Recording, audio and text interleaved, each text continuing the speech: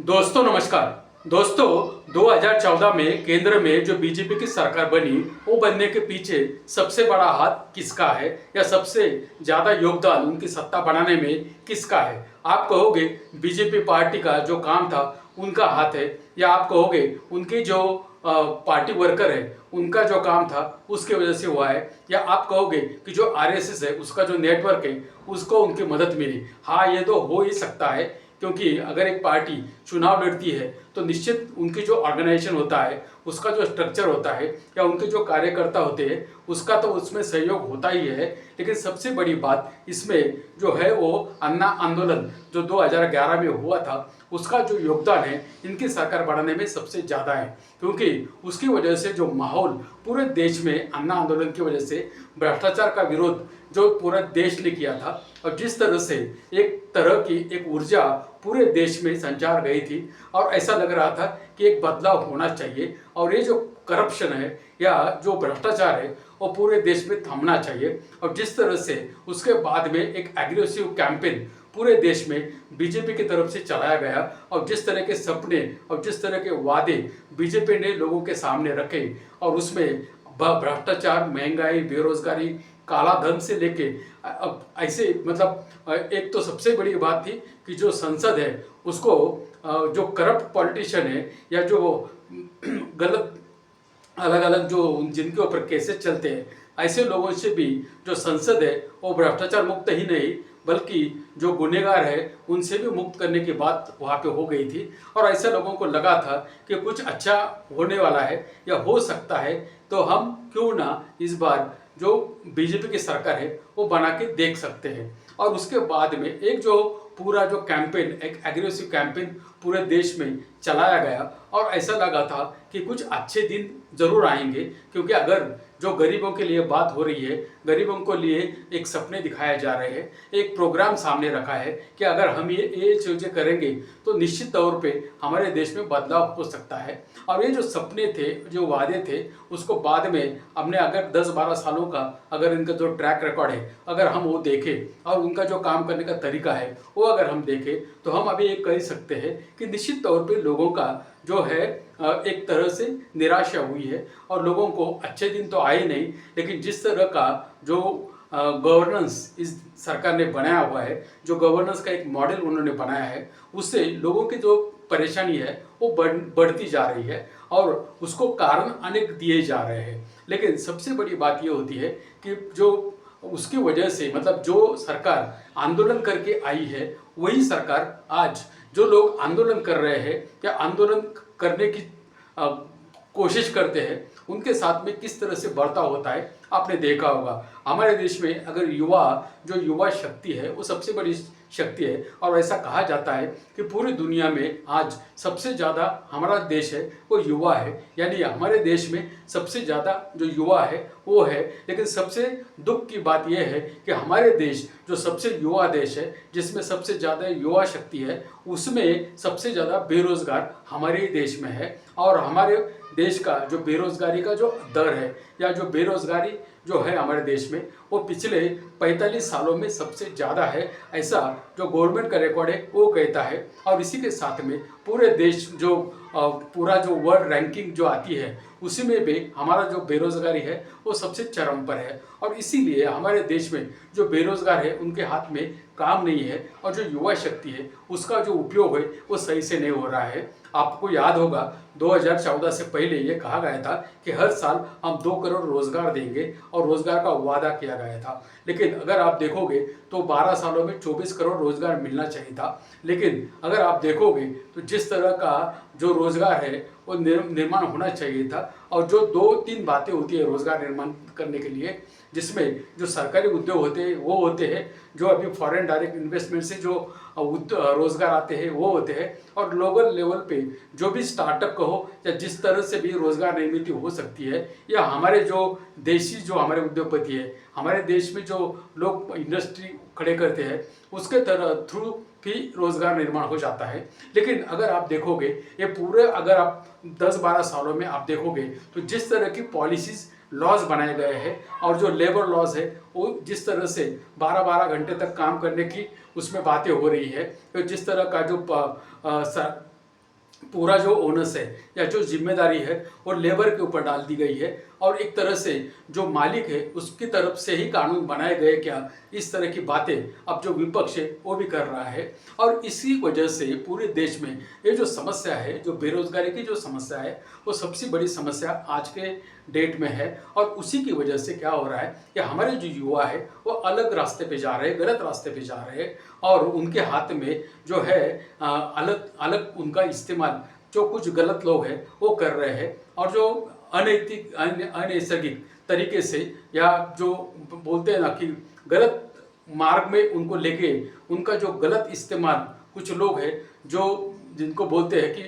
अलग तरीके से जो मतलब जिनको असामाजिक तत्व हम बोलते हैं, ऐसे लोग उनका उपयोग कर रहे हैं। और हमारे देश में जो रोजगार निर्माण होना चाहिए था वो हो नहीं रहा है। और अभी जाके आपने देखा होगा कि जब कोई पेपर लीक होता है या किसी भी तरह का युवा जब आंदोलन करते हैं तो जिस तरह से पुलिस उनके ऊपर टूट पड़ती है, उससे वो जो युवा है उनमें भी एक तरह से जो फ्रस्ट्रेशन है वो आ रहा है। कहीं पे पेपर लीक हो रहा है, कहीं पे जो भर्तियां है वो निकल नहीं रही है, जो पढ़े लिखे जो ग्रेजुएट जो युवा है वो दर दर भटक रहे हैं, और जो अनपढ़ है, जो क्रिमिनल है, जो गैंगस्टर है, या जो जिनका भ्रष्टाचार में जो बोलते हैं ना सर्टिफाइड भ्रष्टाचारी है, वो जाके कहीं पे मुख्यमंत्री बन रहे हैं, कहीं पे उप मुख्यमंत्री बन रहे हैं, कहीं पे जाके वो मिनिस्टर बन रहे हैं। जिसको कुछ आता नहीं, नेता का बेटा है वो हेल्थ मिनिस्टर बन रहा है। तो हमारे देश में चल क्या रहा है, मतलब जो पढ़े लिखे लोग हैं वो तो रास्ते में भटक रहे हैं, उनको 10-12 हज़ार की जो नौकरी मिल जाए,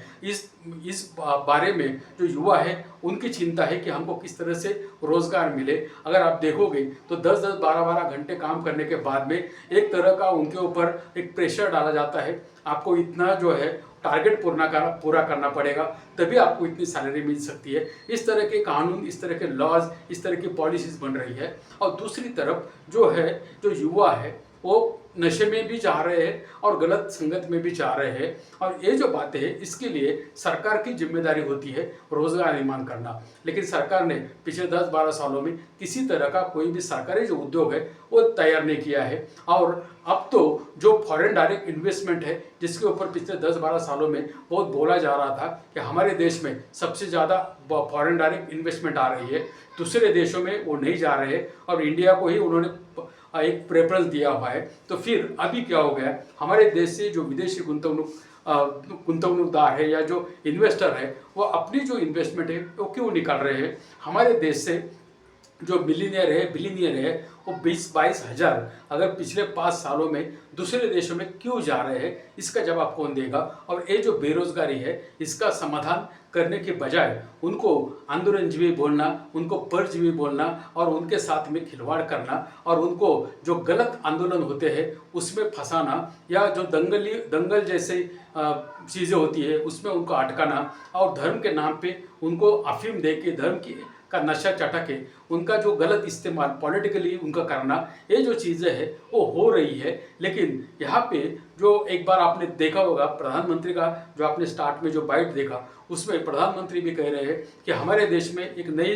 जमात तैयार हो गई है जिनको उन्होंने आंदोलनजीवी कहा था। और अभी हमारे देश के जो चीफ जस्टिस ऑफ इंडिया है वो यहाँ पे कह रहे हैं कि यहाँ पे जो युवा है, जो बेरोजगार है या जो युवा है वो सोशल मीडिया में काम कर रहे हैं, कहीं पे मीडिया में काम कर रहे हैं, कहीं पे जाके आरटी एक्टिविस्ट हो रहे हैं और कहीं पे जाके वो आंदोलन कर रहे हैं और वो भी पैरासाइट है और एक तरह से वो कॉकरोच के जैसे है। मतलब आप देख सकते हो कि किस तरह की मानसिकता जो हमारे देश में पैदा की जा रही है। मतलब प्रधानमंत्री ने जो कहा वही अब जो चीफ जस्टिस ऑफ इंडिया है वो भी कह रहे हैं। इसका मतलब वो जो लाइन है वो वहीं पे जा रही है। तो देश के लोगों को अब ये समझना पड़ेगा कि देश के युवाओं को जो जेनजी है उनको ये समझना पड़ेगा कि हमारे साथ में हो क्या रहा है। हमको ना तो सरकार की तरफ से आपने देखा होगा कि हर एक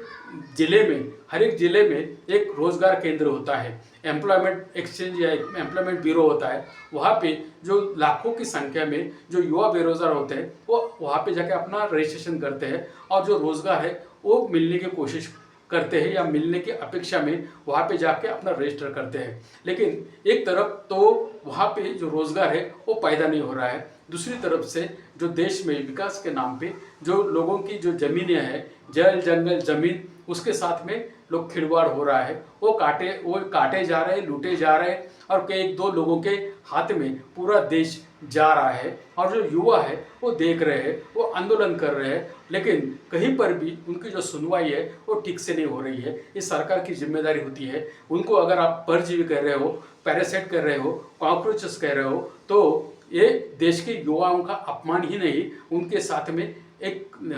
बहुत ही नीचे जाके किया हुआ उनका अपमान है। और ये देश के युवाओं को समझना चाहिए कि जो पढ़े लिखे युवा है, ऐसा नहीं है कि वो अनपढ़ है, गंवार है, वो पढ़े लिखे युवा है, लेकिन उनको जॉब नहीं मिल रही है। अगर मिल रही है तो इस तरह से मिल रही है कि वहाँ पे वो कंटिन्यू नहीं कर पाते, क्योंकि जिस तरह के कानून और नियम और पॉलिसीज सरकार ने बनाई हुई है, उसकी वजह से जो एम्प्लॉयर होता है या जो काम देने वाला होता है, मालिक होता है, उसके हाथ में ज़्यादा पावर है, ना कि जो एम्प्लॉय होता है उसके फेवर में कुछ लॉज और कानून बने हुए हैं। इसकी वजह से क्या हो रहा है कि जो पूरे जो युवा है वो फ्रस्ट्रेट होके वो नशे में जा रहे हैं।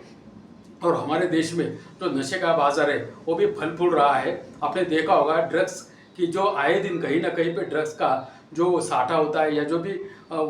स्टॉक होता है वो मिलता ही रहता है। ये कहाँ से आ रहा है, क्यों आ रहा है, और इससे जो युवा है वो बर्बाद हो रहे हैं। इसके बात पे के ऊपर सरकार को देखना चाहिए। अगर कोई एक सबसे बड़ी बात ये होती है कि किसी भी देश में जो सरकार होती है वो अगर डिक्टेटरशिप करेगी लोकतंत्र के अंदर रह के, तो फिर जो देश के युवा हो या जो भी लोग होते हैं जो जिनको लगता है ये गलत हो रहा है, वो अगर बोलते हैं तो उनको आप आंदोलनजीवी कहोगे। अगर वो कुछ लिखते हैं तो उनको आप बोलोगे कि ये सरकार के खिलाफ लिख रहे हैं। तो लोकतंत्र के अंदर सरकार के अगर गलत पॉलिसी हो, सरकार अगर गलत निर्णय लेते हैं, सरकार अगर लोगों के हित के खिलाफ जाके कुछ काम कर रही है, तो किसी ना किसी का तो ये कर्तव्य होता ही है कि लोगों को इसके ऊपर बारे में अवगत कराया जाए। अगर आप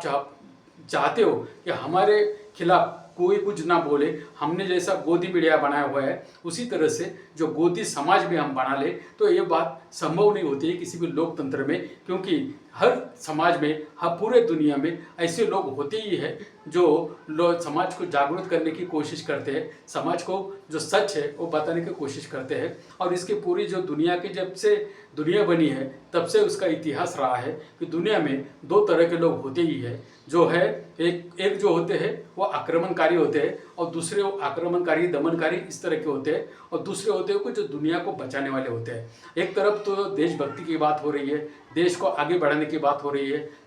नेशन फर्स्ट की बात हो रही है, और दूसरी तरफ जो देश के युवा है उनको कॉकरोच कहा जा रहा है, उनके साथ में उनका इंसल्ट किया जा रहा है, उनको रोजगार न देके उनके जीवन के साथ में खिलवाड़ किया जा रहा है। और उनके साथ में इस तरह से का जो बर्ताव है वो निश्चित तौर से निंदनीय है, और इस तरह की बात नहीं होनी चाहिए। हमारे देश में जो युवा है उसकी जो शक्ति है उसका सम्मान होना चाहिए, उसके हाथ को रोजगार मिलना चाहिए, और वो अपने जीवन में किस तरह से आगे बढ़े इसके बारे में बात होनी चाहिए। युवाओं के सपने, उनके बारे में हम ये कर रहे हैं वो कर रहे हैं, और युवाओं की जो आकांक्षाएँ हैं उसको हम पूरा करेंगे। युवाओं की जो सपने हो वो पूरे करेंगे। वो कब पूरे होंगे इस बात की अब बारी है, क्योंकि बातें तो हमने बहुत सुनी है लेकिन काम कुछ दिख नहीं रहा है और कुछ काम हो नहीं रहा है। इसीलिए लोगों को बोलना पड़ रहा है, और पिछले 10-12 सालों में ये बातें सामने खुल कर आई है। और जो